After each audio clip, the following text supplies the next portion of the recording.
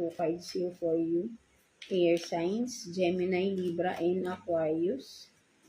Let's see.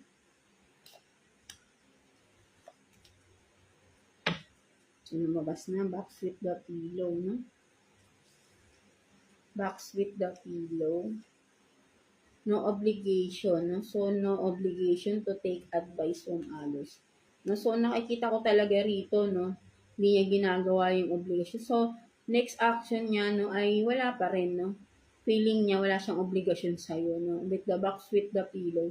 Still, no, this person is still immature pa din, no? Hindi pa rin tama mag-isip, no? Hindi pa rin siya mature enough to handle a family, no? Puro paglalaro pa rin ang nasa isip nito, kung ano man ginagawa nito, no? Hindi to seryosong tao, no? Something like, no obligation niya, no? Wala siyang pakialam sa mga obligasyon niya, wala siyang pakialam sa sinasabi ng mga tao, basta siya gagawin niya. Yun ang gusto niya, maglalaro siya, o being immature, being childish, no? But then, pinoportray niya, kunwari, is divine masculine siya, na mature enough siya, no? Something like that. So, this person is a fake, no? Mga air signs na. Sakit sa ulo, right? No? So, let's see, no? Wala na tayong hihingin dito kasi ito na yun.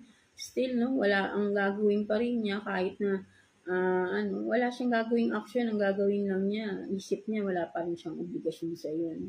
Lahat, ikaw pa rin, no? Lahat ng dapat gawin ay ikaw pa rin daw, no? So, siya, still, going to play, no? So, ayun yung nakikita ko ito, yung mga air signs natin. So, let's see, what's the message advice sa'yo ni universe towards this person, no? Let's see, kuha tayo ng 1 card for you, air signs, Gemini, Libra, and Aquarius, no? Let's see, message advice sa'yo ni universe.